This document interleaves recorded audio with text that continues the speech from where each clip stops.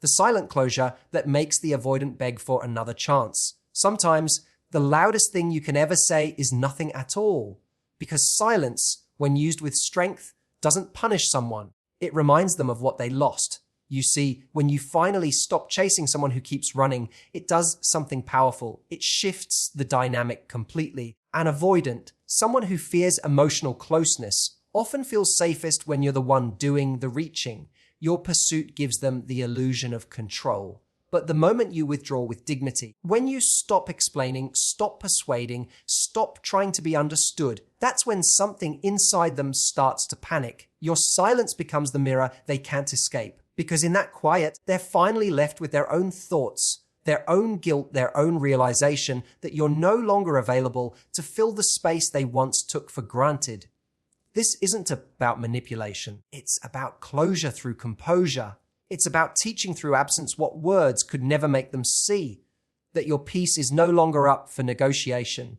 And the beauty of it, when you finally release them, that's usually the moment they come back, not because you begged, but because they can feel what real loss sounds like. It's silent, and it's final. Silence isn't about ignoring someone or trying to make them feel small. It's about reclaiming your emotional power in a space where words have lost their meaning. When you've spent time trying to explain, defend, or prove your worth to someone who seems emotionally distant, you eventually realize that the more you speak, the less they listen. Every attempt to be understood starts to sound like noise to them, and every plea for connection only pushes them further away. Silence, then, becomes the moment you choose yourself over the cycle of reaching for someone who doesn't reach back. What makes silence powerful is not the absence of communication, but the intention behind it. It's not an act of withdrawal born from anger, but one born from strength. You're no longer participating in the endless chase for validation. You're communicating through your stillness that your energy is no longer up for negotiation. This quiet confidence unsettles the avoidant because for the first time, they're not being chased. They're not being reassured. The dynamic that kept them feeling safe, your constant effort suddenly disappears, and they're left alone with the reality of what they've taken for granted. When you stop speaking, they start hearing. It's ironic, but true. The moment you stop filling the silence with explanations and emotional offerings, the noise in their mind begins to quiet down. They start to feel the absence of your energy, your voice, your presence. Avoidants often crave space, but they crave it on their own terms.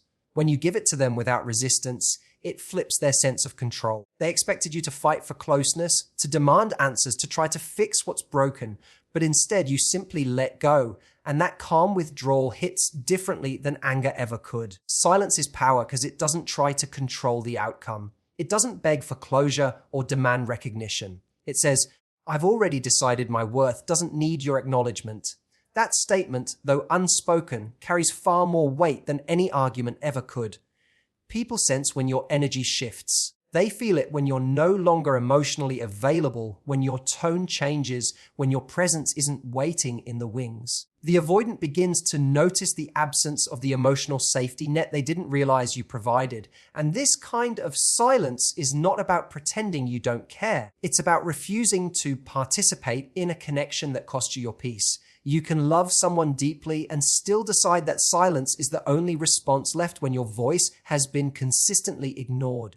You're not cutting them off to hurt them. You're stepping back because constant talking hasn't healed anything.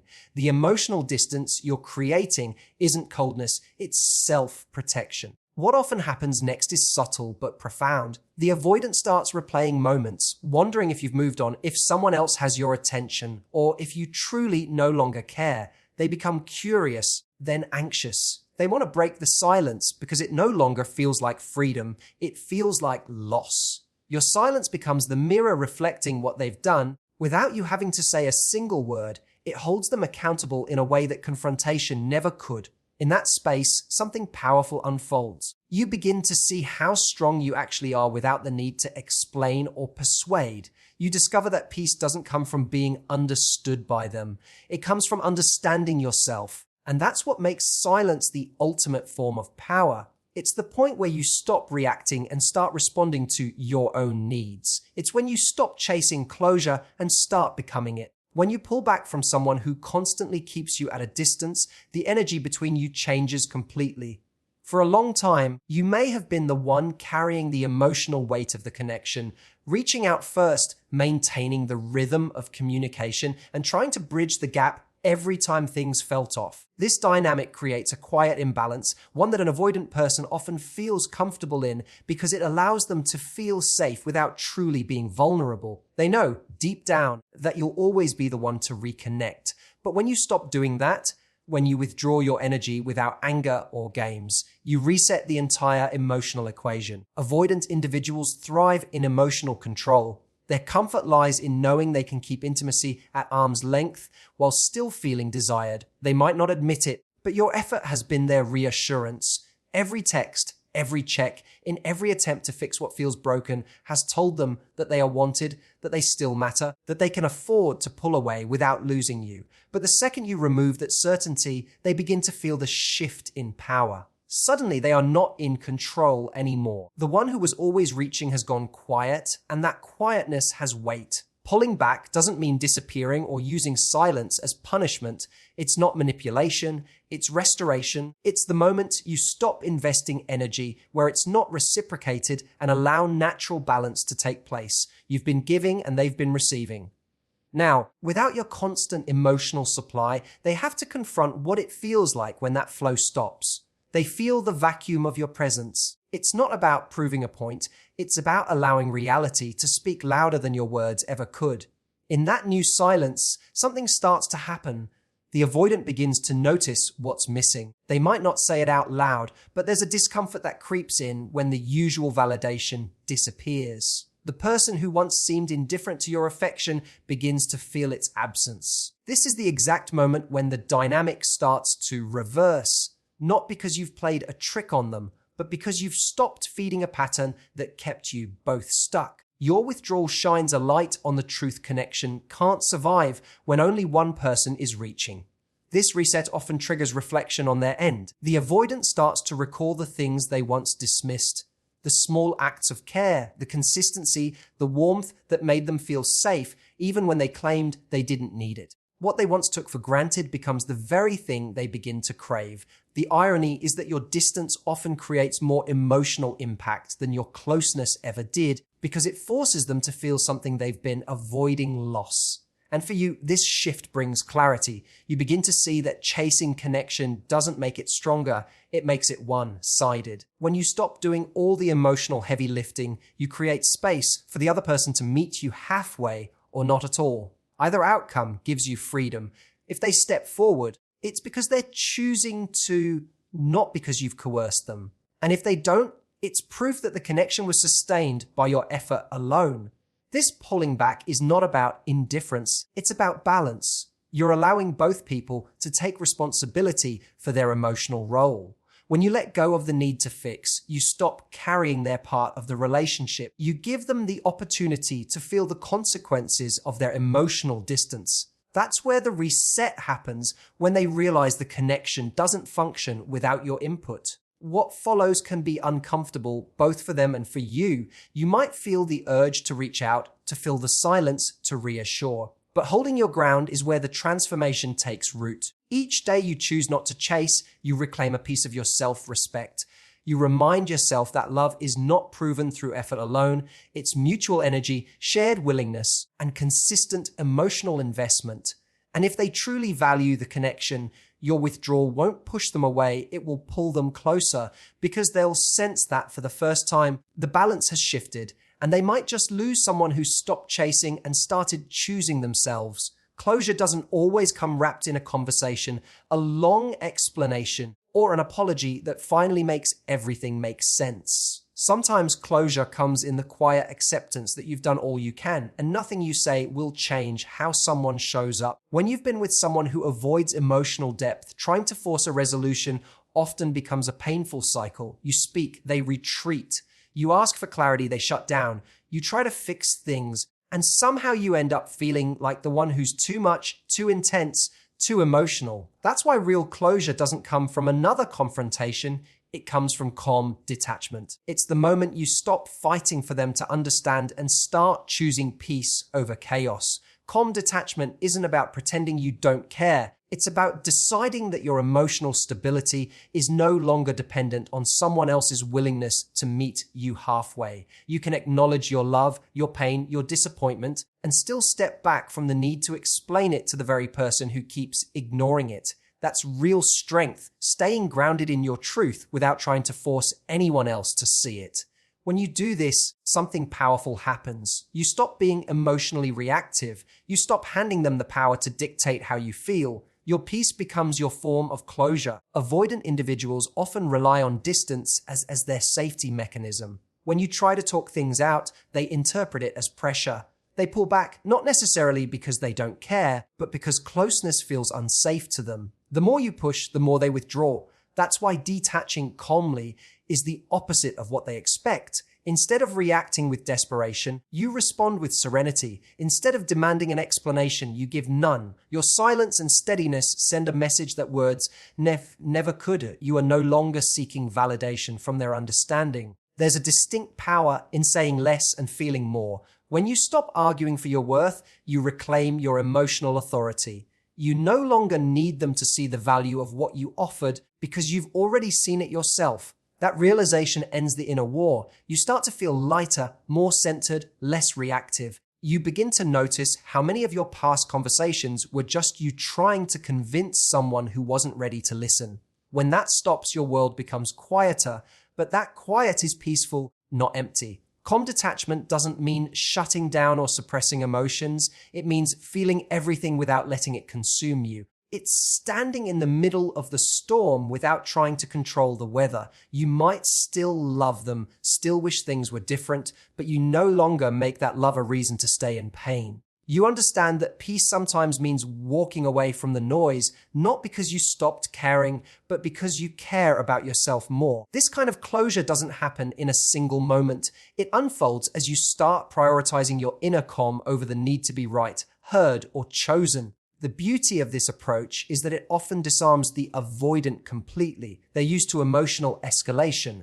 They know how to manage intensity by withdrawing. But when you bring calmness instead of chaos, their usual defenses don't work. Your serenity confuses them because it doesn't invite a reaction, it invites reflection. They begin to wonder why you're no longer reaching, why you're no longer pleading.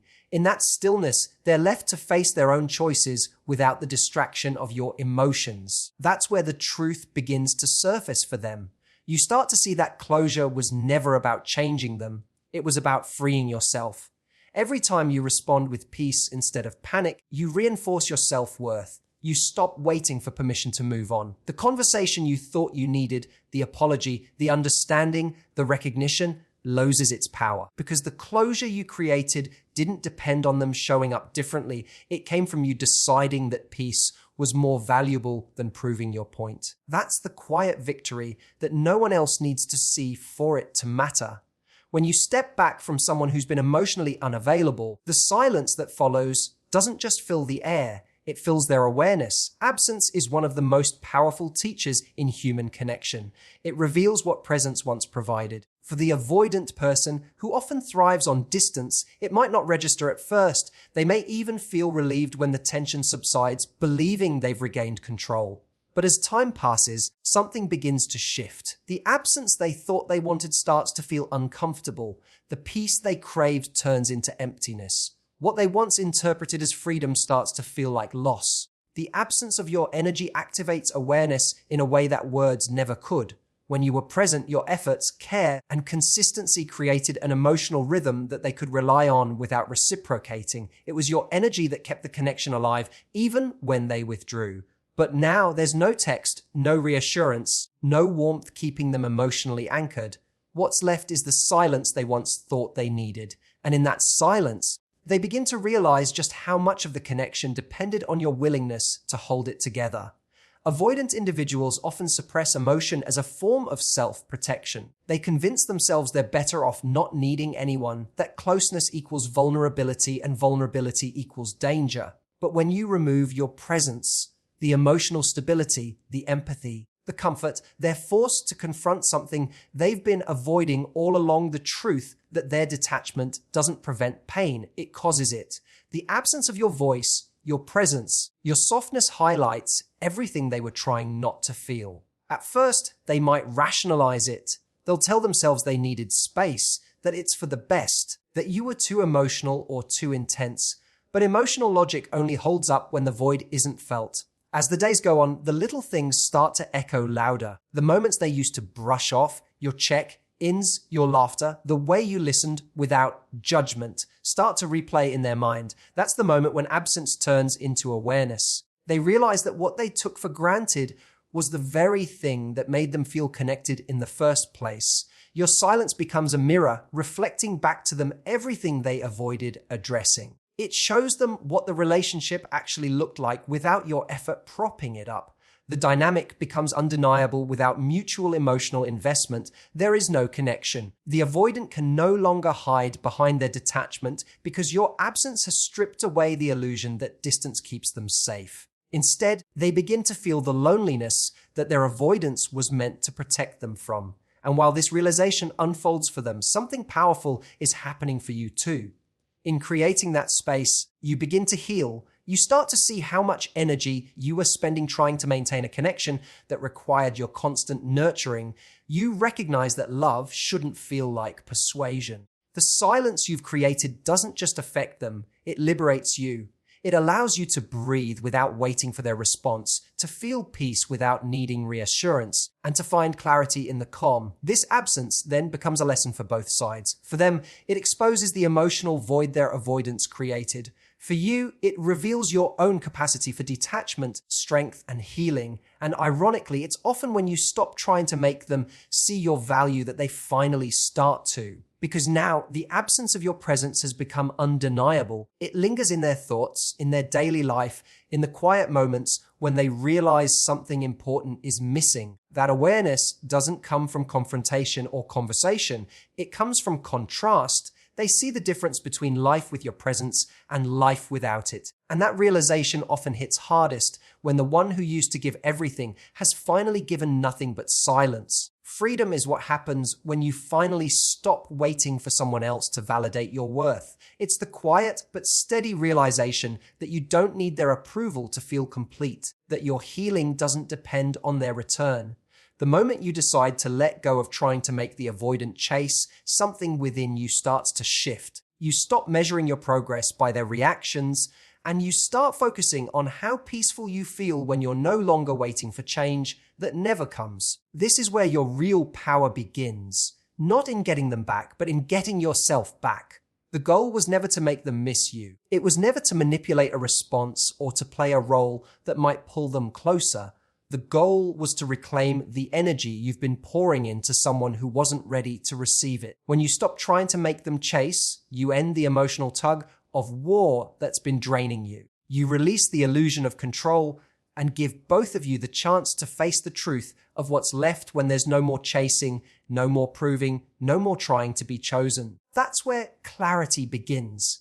An avoidant person often feels secure when they know you're still emotionally invested. Your pursuit confirms that they still matter, even if they keep you at arm's length. They may never say it, but your effort becomes their comfort zone. You reaching out means they can maintain emotional distance while still feeling wanted. But when you stop doing that, when your attention shifts inward instead of toward them, they feel the difference immediately. The comfort of being desired without responsibility disappears. Your emotional independence disrupts the pattern they've built.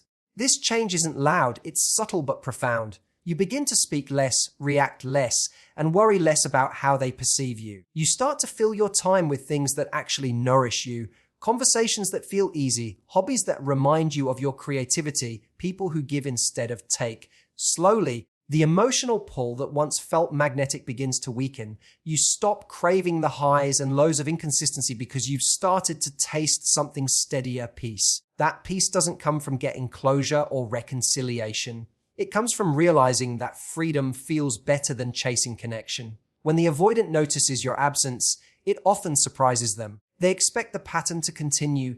They expect that eventually you'll reach out again as you always have. But this time you don't.